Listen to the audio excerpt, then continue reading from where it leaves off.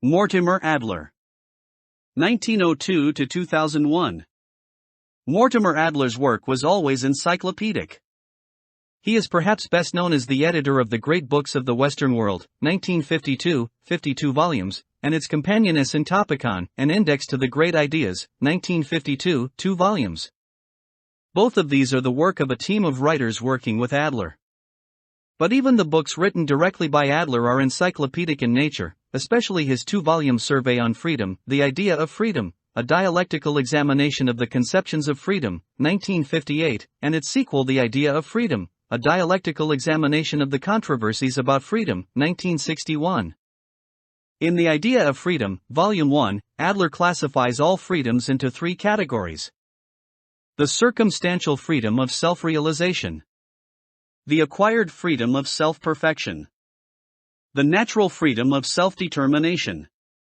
Self-realization is freedom from external coercion, political and economic freedom, etc. The freedom we have identified as circumstantial is variously called economic freedom, political freedom, civil liberty, individual freedom, the freedom of man in society, freedom in relation to the state, and external freedom. It is sometimes referred to negatively as freedom from coercion or restraint, freedom from restrictions, or freedom from law, and sometimes positively as freedom of action, freedom of spontaneity, or freedom under law. The Idea of Freedom, vol.I, page 127. Freedom from these constraints is the kind of freedom worth having, stressed by the classical compatibilists from Thomas Hobbes on. Today most philosophers might include a large number of circumstantial internal constraints on freedom, such as an agent's mental disabilities, addictions, behavioral conditioning, both normal and coercive, indoctrination or brainwashing, and perhaps even factors like heredity and environment.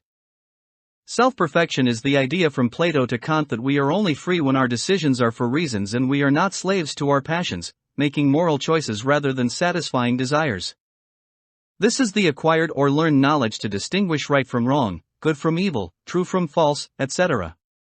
Adler also includes many theologically minded philosophers who argue that man is only free when following a divine moral law.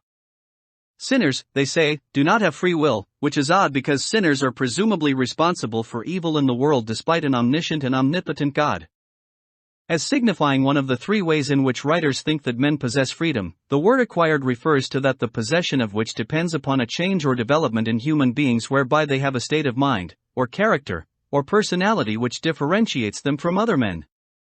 Whatever word is used to designate this difference, whether it be good, wise, virtuous, righteous, holy, healthy, sound, flexible, etc., the difference represents an improvement, or the attainment of a superior condition, as measured on whatever scale of values is posited by the particular writer. Freedom, in other words, is thought to be possessed only in conjunction with a certain state of mind, character, or personality that marks one man as somehow better than another.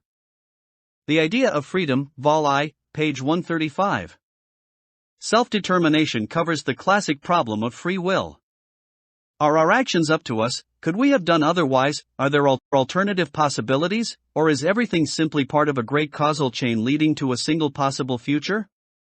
Most of Adler's natural freedoms are compatibilisms. They include Hegel's freedom of a stone falling according to Newton's law of gravity.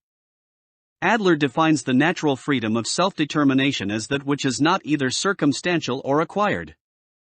A freedom that is natural is one which is, I, inherent in all men, 2, regardless of the circumstances under which they live, and 3, without regard to any state of mind or character which they may or may not acquire in the course of their lives.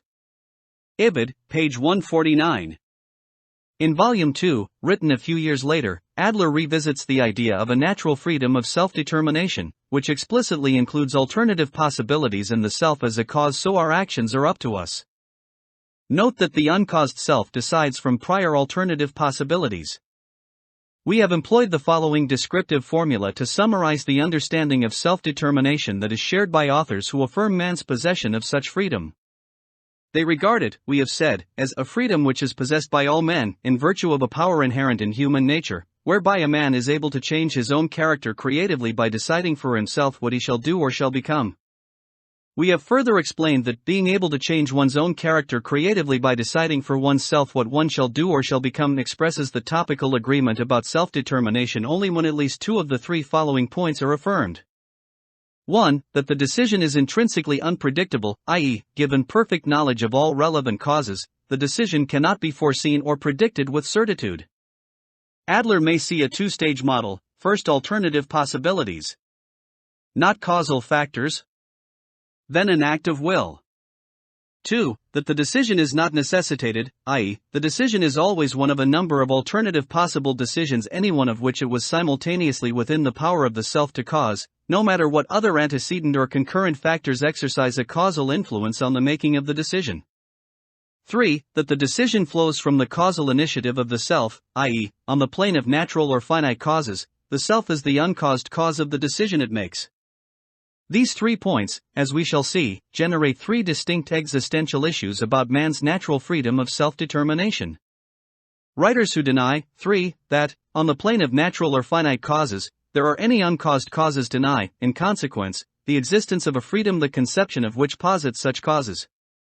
Writers who deny, 2, that an effect can be caused in a manner which does not necessitate it deny, in consequence, the existence of a freedom the conception of which attributes to the self the power of causing but not necessitating the decisions it makes.